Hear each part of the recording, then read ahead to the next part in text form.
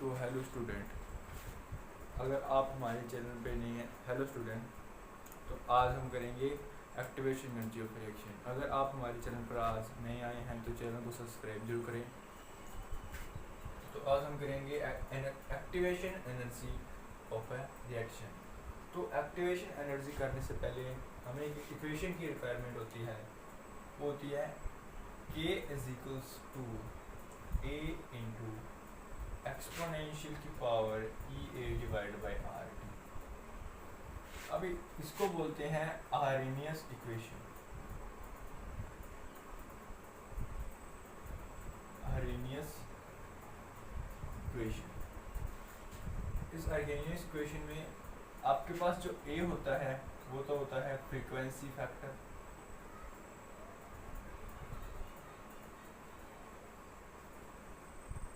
R होता है आपका यूनिवर्सल गैस कांस्टेंट,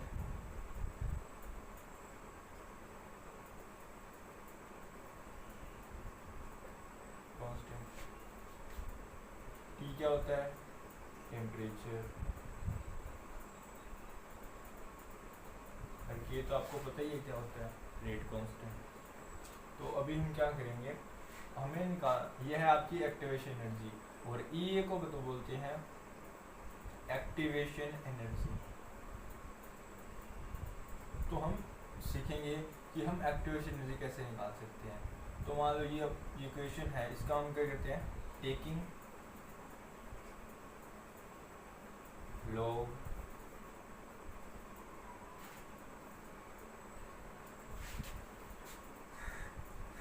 इन above इक्वेशन।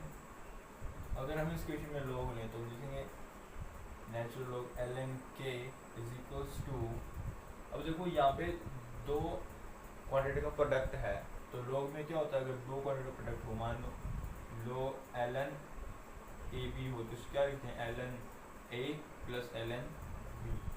तो हम इसको सेपरेट कर लेंगे, ln a plus ln e की power minus EA divided by RT। तो अभी ये ln e है, इसको हम नेचुरल लॉग x होता है, उसको हम अगर log बेस 10 में कन्वर्ट करना है तो 2.303 क्या कर देंगे मल्टीप्लाई, ये log बेस 10x बन जाएगा। सो 2.303 log k, 2.303 log a। अभी देखो जो log एंड जो एक्सपोनेंशियल होती है वो एंटी होती है एक दूसरे में, क्योंकि एक्सपोनेंशियल और log आपस में कैंसिल हो जाएंगे, तो बचेगा EA डिवाइडेड बाई RT। तो अभी मैं क्या करूँगा, जो 2.303 है सभी को डिवाइड कर दूँगा पूरी इक्वेशन को, तो क्या बनेगा log k is equals to log a minus EA divided by 2.303 RT। तो इस इक्वेशन से आप एक्टिवेशन एनर्जी निकाल सकते हैं अगर आपको rate constant and frequency factor पता हो। ये आपके बन गई, एक इक्वेशन बन गई जब। अभी इस इक्वेशन से अगर आप सोच रहे होंगे ये एक स्ट्रेट लाइन इक्वेशन है, कैसे, देखो ये अपना क्या हो गया y, ये देखो यहाँ पे ये इतना सारा क्या हो गया कांस्टेंट, जिसको हम स्लोप बोलते हैं x, प्लस log a क्या है कांस्टेंट।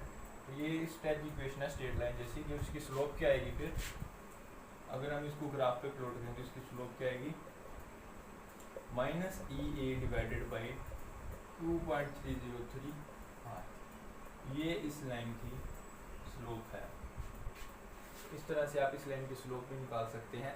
अगर आपको बोल दे कि कोई भी ग्राफ में के अंदर कि मतलब जो कोई भी रिएक्शन है उसके आपको जिसे स्लोप दी गई है फाइंड एक्टिवेशन एनर्जी, तो आपको स्लोप दे के एक्टिवेशन एनर्जी पूछ सकते हैं। अभी हम बात करेंगे कि रिएक्शन है, जिस रिएक्शन प्रोसीड होती है, मान लो जो A प्लस B है वो कोई C प्लस D बना रहा है। मान लो कोई टेम्परेचर एक T1 पे है, एक टेम्परेचर T2 पे है, मतलब दो टेम्परेचर है, एक T1 पे है एक T2 पे है। तो देखो T1 के कॉरस्पॉन्डिंग हमारे पास रेट कांस्टेंट की वैल्यू भी K1 ले लेंगे, और T2 के कॉरस्पॉन्डिंग रेट कांस्टेंट की वैल्यू T2 ले लेंगे। तो अभी हम क्या करेंगे, देखो दो टेम्परेचर पर हम इस इक्वेशन की वैल्यू लिखेंगे। कैसे लिखेंगे?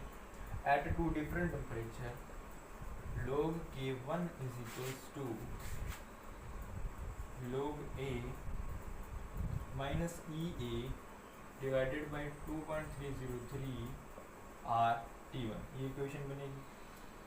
अनदर T2 टेम्परेचर पे log K2 log A minus EA divided by 2.303 R T2। अब क्या करो, इन दोनों इक्वेशन को माइनस। तो स्टूडेंट अभी हम क्या करेंगे, जो दो इक्वेशन बनी है उनको हम माइनस कर देंगे। तो log K1 is equals to, अपने पास वैल्यू क्या बनी, log A minus EA divided by 2.303 R into T1। And second equation क्या बनी, log K2 is equal to log A minus EA divided by 2.303 R T2। अब इन दोनों को minus कर दो तो क्या बनेगा, log K2 minus log K1 is equals to log A minus EA divided by 2.303 R T2 minus log A EA divided by 2.303 R T2। तो अभी देखेंगे स्टूडेंट, तो log A log आपस में कैंसिल हो जाएंगे। अब देखो यहाँ पे माइनस साइन रहेगा T2 के, यहाँ पे T1 आएगा, माइनस साइन रहेगा T2 के साथ और प्लस साइन किसके जाएगा, T1 के। तो मैं कहूँगा EA divided by 2.303 R 1 by T1, positive वाला पहले लिख लिया, माइनस वाला बाद में लिख लिया, T2 is equal to log K2 by K1। तो ये जो है आपकी वो इक्वेशन हो गई। ये इक्वेशन एक्टिवेशन एनर्जी कैलकुलेट करने की at a two different temperature. तो हेलो स्टूडेंट, अभी हम करेंगे numerical based on the activation energy concept.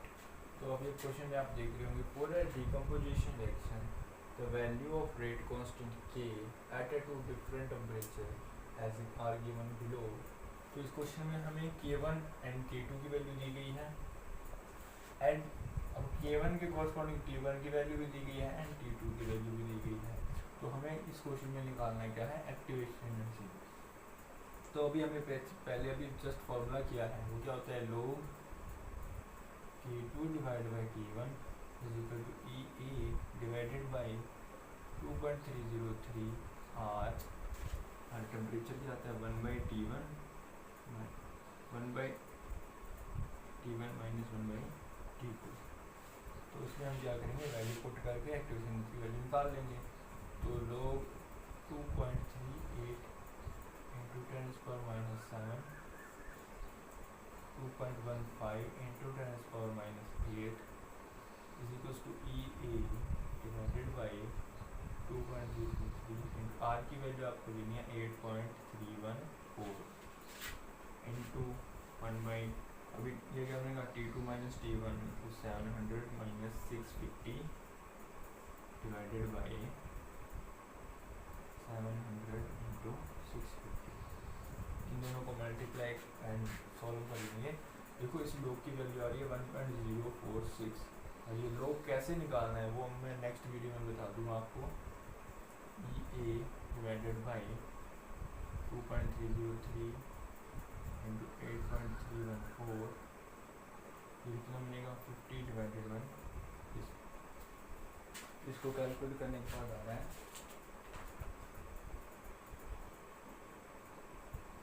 अभी आप इसको ऐसे ही रखो, ये 700 इंटू 650।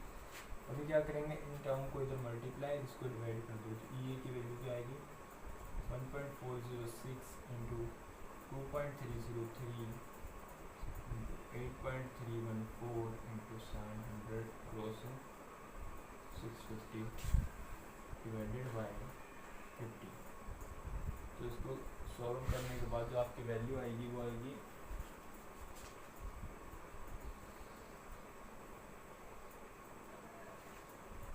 182,254 जॉउल पर मोल।